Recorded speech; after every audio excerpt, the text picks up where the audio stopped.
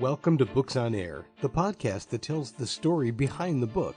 Here's your host for this episode of Books on Air, Suzanne Harris. Welcome to Books on Air. I'm Suzanne Harris, and it's such a pleasure to have you with me today. Books on Air is a series where we really do a deep dive into the author's passion. We talk about why did they write their book? We find out what their writing process is like, and we give them the opportunity to let you know what they want you to take away from their book. You really get a peek behind the curtain, if you will. Joining me today is someone I cannot wait to introduce you to. She feels like someone I have known for a very long time. Her name is Holly Brough, and she's here to talk about her wonderful historical novel, The Name I Choose. Holly, welcome to Books on Air. Such a pleasure. Thank you, Suzanne. It's great to be with you. I feel very, very lucky. Thank you. You and I have had trouble starting this interview because we just kept talking and talking and talking and talking. We have so much in common. It's just been interesting. The thing that I always think is a fascinating find for people who are watching or listening to us is that they might not have thought about books this way. They always have two stories. There's the story that you chose to tell them in The Name I Choose. But then there's always a backstory. There's always a reason and a way that the book came into being. And most of the time, people don't know what it is. And most of the time, nobody tells them. So I know you have a really interesting backstory. Tell me that backstory. Well, the inspiration for this book happened when I was driving on the freeway. And I had this scene play out in my head that it just came out of nowhere, but it was extremely disturbing, but also intriguing. And I couldn't get it out of my head. So I couldn't forget it. So I just felt like maybe I needed to look into it further. So I came home, I got online and I started researching time periods, places, cultures, people's family history. And I decided that in order to really tell the story of how this person became who they are, I would have to go back 2 generations. So the book, The Name I Choose, begins in the prologue with his grandmother. Then the bulk of the book is about his mother, his birth, and the first 3 or 4 years of his life. The next book will be about him primarily.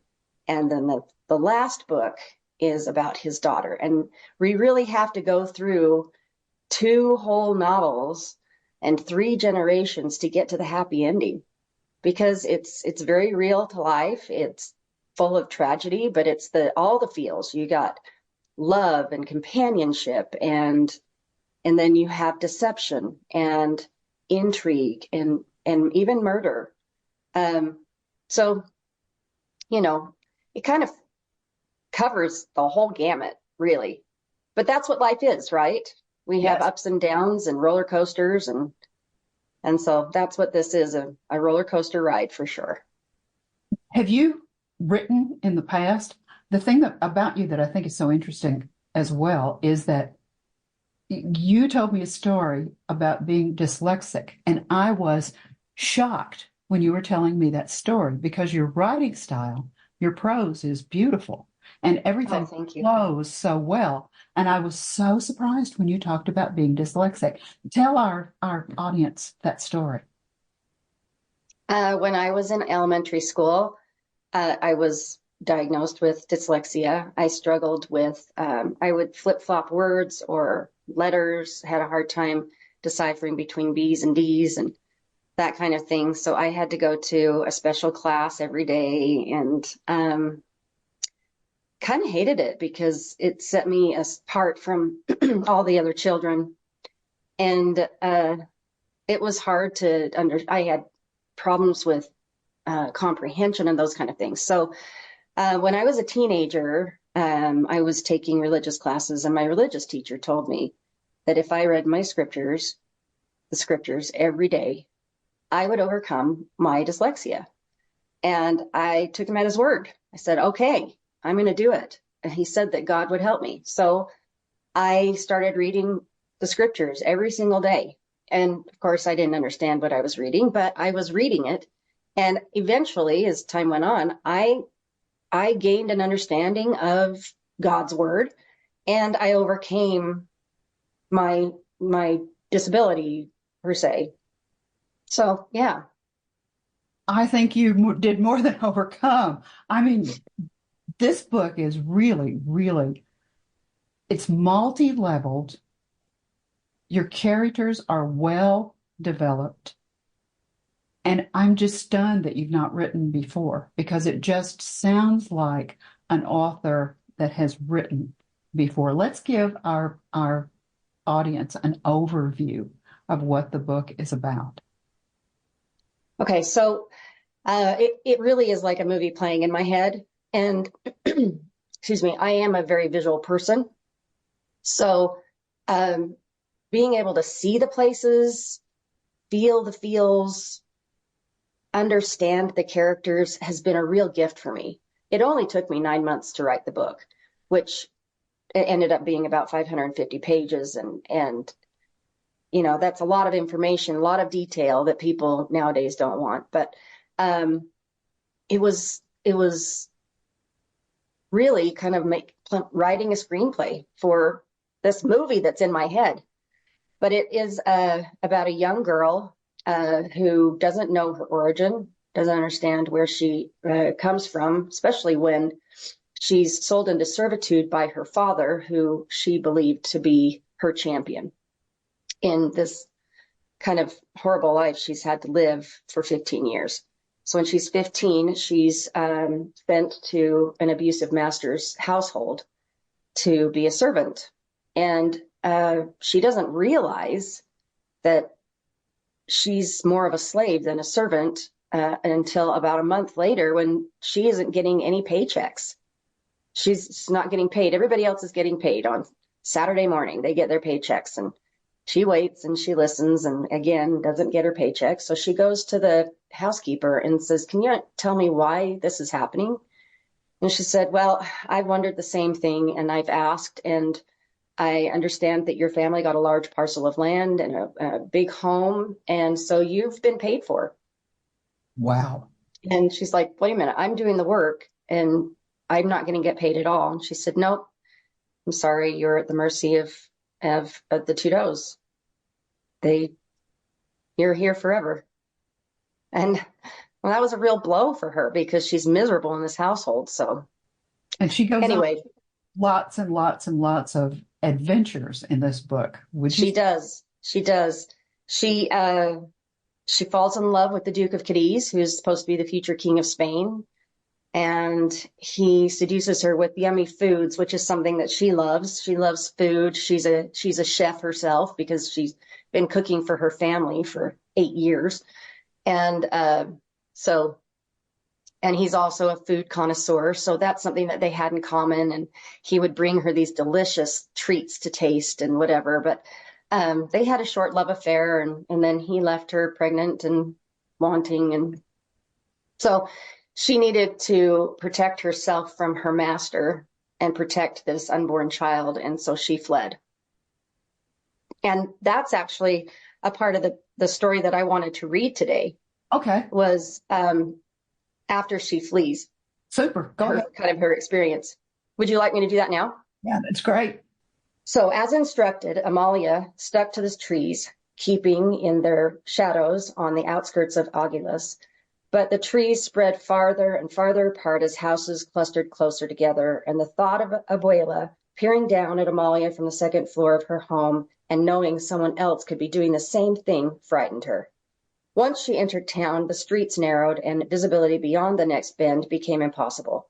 Horror struck her when she came face to face with herself at the end of an alley. Reward for information about this woman, who goes by the name of Amalia Maritimo. Dark hair, green eyes, short in stature and slender. Last seen wearing the uniform of a housemaid, she is in the possession of precious emerald jewelry belonging to the Trudeau family. Report any information to the civil guard. Amalia's heart pounded. Her feet felt numb. She rushed through the streets, catching only brief glimpses of the next turn. Coming to a high wall and nowhere to go, Amalia turned, praying no one would stop her. Few people looked up from their conversations, and she kept her eyes averted. Peeking over her shoulder to make sure no one was following her, she took a left and barreled into something solid but soft. She yelped in surprise. Strong hands set her right. She made eye contact with a short, stout man, possibly in his late 20s, dressed in military uniform, his soft brown eyes wide with surprise. Not a moment later, a taller gentleman appeared at her side, taking her elbow and turning her so her back faced the open plaza and any curious bystanders. Out in the harbor sat the most beautiful ship she'd ever imagined. He wrapped his cape around her shoulders. "Be gentle, Hastings," the shorter gentleman said in English. "I was very gentle. You help her then." The taller officer walked a short distance away, but his hawk-like eyes canvassed the area. They wore English Royal Navy uniforms, complete with navy tails and gold tassels on their shoulders. Could these officers be the ones I overheard on the road to Aguilas, or the ones Abuela told me about? Uncertain why the handsome officer abruptly walked away, Amalia flashed her prettiest smile at the other gentleman and spoke slowly in Spanish. "Pardon me, is this your ship?" She prayed he understood her. He removed his hat and replied in near-perfect Spanish, "Buenos tardes, señorita. Allow me to introduce us. I am Commander Gilbert Channing, and this is Captain Joshua Hastings. We are at your service." The commander lowered over her hand and kissed it. Captain Joshua Hastings. The captain quickly glanced at Amalia, then looked away. "Hastings?" He rolled his eyes and mustered a stiff bow. "Buenos tardes." Amalia's face brightened when she recognized his voice. As a result, Captain Hastings' mouth fell open, and she had to cover her own to hide a laugh at his reaction. He adjusted his broad shoulders, and her eyes followed their taper down to a narrow waist accentuated by an ornate belt. His crisp uniform emphasized his muscular frame, making Amalia's commitment to stay away from men teeter dangerously. His impeccable physique was as mesmerizing to her as her smile seemed to be to him. "And you are?" Commander Channing said. Pulling her eyes away from the captain, she replied, "Oh, si, pardon me. I am, I apologize. I was distracted. My name is Leah Tavio." A lopsided smile and raised eyebrows revealed Captain Hastings' amusement at her stutter. "Do they notice my blunder?" "You are in luck, Señorita Tavio. This is our ship," Commander Channing said. "I would like to purchase a ticket, por favor. When will you be casting off?" she said, a little too eagerly. "Our ship is leaving in a few hours, but we don't often ferry civilians when delivering cargo and supplies. However," Channing looked at Hastings, who gave him a slight nod, "I believe we can make an exception from this one time for a nominal fee." Amalia felt some nausea settling in. "Señorita, are you well?" Trying to act confident, her voice squeaked, "What is the price?" "You haven't asked where the ship is going," Captain Hastings said. Taken aback by Captain Joshua Hastings' perfect Spanish, as if it were his native tongue, Amalia stared at his polished teeth as his lips glided over them. She forgot to respond. "Oh dear, what was the question?" There was a chuckle from the commander. "Oh, where is it going?" Amalia quickly asked. Nerves on edge, she tried desperately not to look around for the civil guard. With one man in front of her and the other nearly behind her, they kept her hidden from suspicious eyes, but she felt anxiety at not being on the ship yet. Oh, I love it. You make me want to know what happened. And that's exactly what you wanted to do, wasn't it? Thank you. Yes, I wanted to get to the part where Captain Hastings pulls Channing aside and says, "I think she's the one on the bulletin, and I think that she is Trudeau's victim. We need to help her." So I love it. See, your writing is just terrific. And you said something earlier that I think is important for the audience to think about. You talked about seeing the action in your head. That's a creative brain. I can't tell you the number of fiction writers that I interview, and that's what they talk about. You're either a pantser or you're an outliner. If you're an outliner, then you sit down and you write down every action and you know exactly what's going to happen next. If you're a pantser, seat of the pantser writer, I am too. You sit down and it's like the movie starts in your head. People who don't visualize that way don't quite understand exactly how that process works. It's almost magical. Would you agree? Absolutely. It is magical. That's why this adventure has been so great. And I love reading this. I mean, it's kind of funny that I like reading my own book, but I totally enjoy it because, first of all, I can't believe that that came out of me. But I also know that it was not all me. I believe that God put this story in my head, and that's why I have it. But yeah, it's been kind of an amazing journey, very magical journey. Let's talk about the book itself for a moment. Let's talk about both the front cover and the back cover. Now, tell me about the front cover. What does it look like? Well, the front cover is Amalia, and they kind of darkened the background, but she is in a castle, in the ruins of a castle. And that is where she meets the future King of Spain in the Lorca Castle. And I have to tell you, the book was done and it was at the publisher and they were doing the copy edit and getting things ready. And my husband took us to Spain for our 25th anniversary. Now, I've never been to Spain, so all of this book was written by doing research online. And so he took me to all of the places that no tourist would go just to see the places that are in my book. And it was pretty funny because they are small places that are just out of the way and not significant at all. But I was thrilled to find out that my research was correct, except for the Lorca Castle, the fortress. I didn't have it on a hill. So when we went to visit the Lorca Castle, it was on this big hill. And Amalia makes a trip to this fortress every day for a month. So I had to rework how she got to the castle every day during siesta. So that was the one thing. And the great thing about it too is that because we visited it, I had an idea of the landscape. I was able to make sure I could actually put detail in about the fortress itself. It had frescoes on the walls, and the stairs were narrow, and there were places that you could hide, and it was just a really cool experience to go through that and see that. But then I could illustrate that a little bit better for my reader in the book. But then I was able to paint it. Oh, well, the painting over your right shoulder is a painting of that castle. Am I right? Is that what it is? It is. It is. And of course, I took most of the modern, buildings and whatever out of it so that it looks more like it did at the time of the book in the 1800s.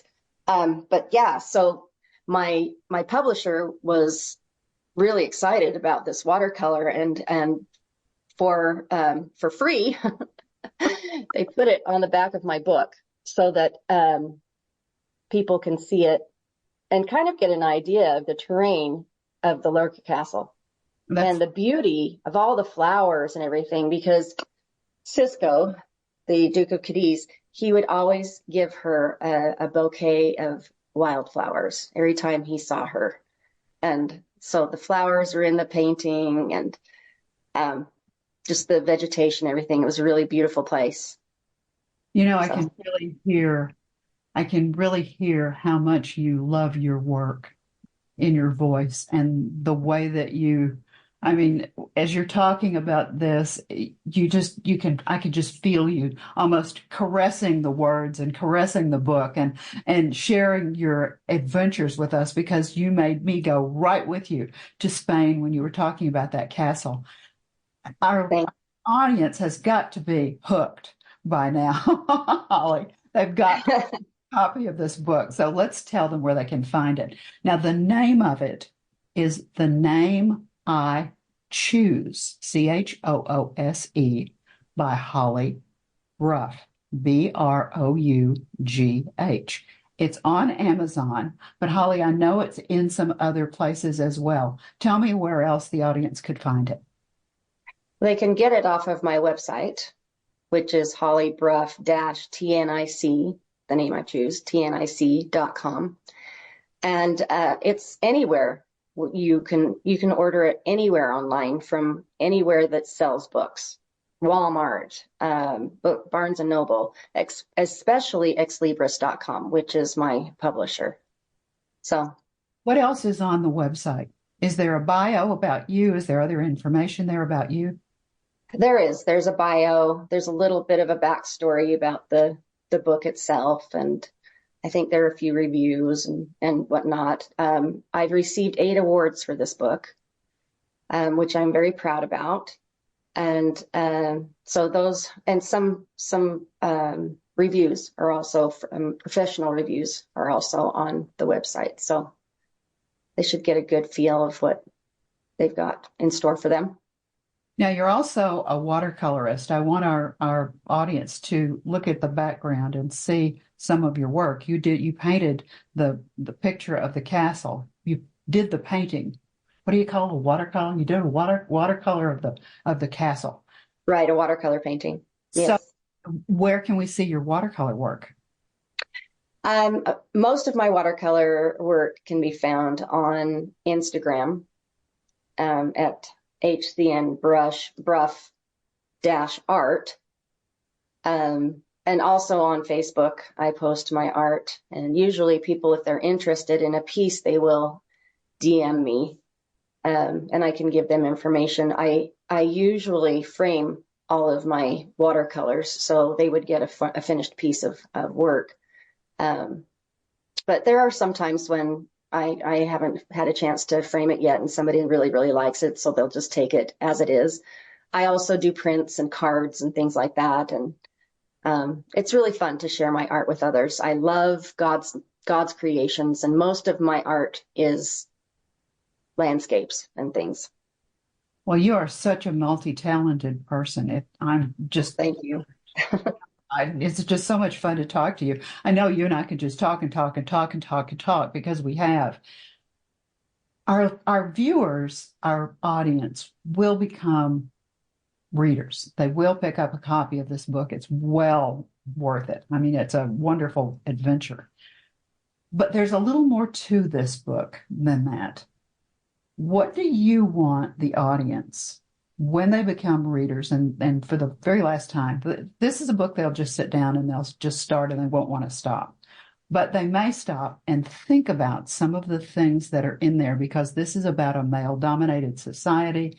This is about a woman who is resilient and who goes through all kinds of adventures that are not necessarily positive. All kinds of things happen to her. What do you want that reader, when they, for the very last time, close that back cover, they've read the last page, and they sit back and they think about the name I choose? What do you want them to take away? What are the themes? Thank you for asking that. A lot of people who write fiction don't have a platform. But in my case, I have a very strong feelings about names and labels. We live in a society where labels seem to be very important. And if someone is given a label, then that's who they are, and they can't move from that spot where they are denying their true selves. Or, you give someone a nickname and it might be a downgrade and like a degrading name, or there are just so many things that people think that names define who they are. And that's exactly what Amalia feels. She feels like her name defines her. Amalia means hard work, labor. Leah, tired. Leah means tired. And Leah Tavio, the tired eighth. She's one of 8 children. So that's why she named or chose that second name. The third name she chooses, she wants to mean solace or peace. She really wants to get to that point where she is happy with her life. And up to this point, she doesn't feel like she can be who she wants to be. She's constantly pulled down, and she has to find a way to rise above it. And there's even one part in the book where she is threatened to share her bedroom with lonely strangers at night. And she's like, I'm not going to give my child a whore for a mother. I'm not going to do that. And they threatened to send him to a workhouse. Well, she's not going to lose her child either. So she's formulated a plan. She said, well, if I'm going to do this, I have to do it my way. And they said, we don't care. As long as you get the job done, we don't care. So she devises this plan. She goes out behind the tavern. They have poppies out there. I had to do research on how to make opium. But so she went out behind the tavern, found poppies, and scored the bulbs, and then the pus or the pulp or whatever. The next day she would go out and scrape the pulp off of the buds and put it in a tin. And after she had collected quite a bit, she made her own recipe of opium. Now, this is something she learned when she was a young girl. Her mother taught her so that she could lace the tea when her mother was having another baby. They had so many babies that, Amalia was assisting with these deliveries, and she would lace her tea with opium to help with the pain. So this is what she did with these lonely travelers. She would spike their tea or whatever when they came to her room. She would massage their feet and give them shoulder massages, and they would be so relaxed and it feels so good, and they fall asleep. And when they woke up, they had no idea really what had happened, but they felt good. They were satisfied, and they left none the wiser, and she didn't have to compromise herself. So that's kind of how Amalia is. She's very resourceful. I believe that women can be strong where they stand. They can make a difference and have a voice where they stand. They don't have to step into someone else's shoes to accomplish those goals. And names, I believe, are limiting. They keep us from becoming who we're meant to become. And I believe that we're here in this life, on this earth, at this time, to learn and grow and become more than we see ourselves today. And I believe that the only name, the only label that we can claim that is limitless and lasting, everyone can claim it, is child of God. And if we truly embrace that, then we know that our potential is limitless and it is lasting. It is a forever thing. We can continue to grow and become who we want to become. We can become the best of ourselves if we actually understand who we are at the core. The other thing, we know who we are when by our actions when no one else is looking. So if we think about that, what am I doing when no one else is looking? That's who I am. And do I like that person?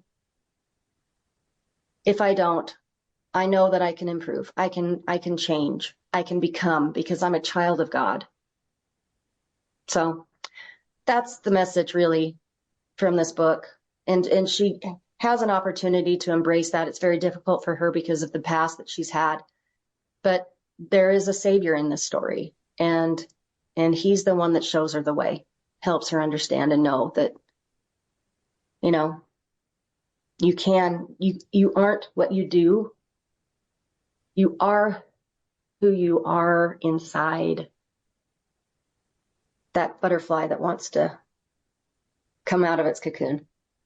Holly, I can't tell you what an absolute pleasure it's been to have you as my guest today on Books on Air. You are extraordinary. Thank you.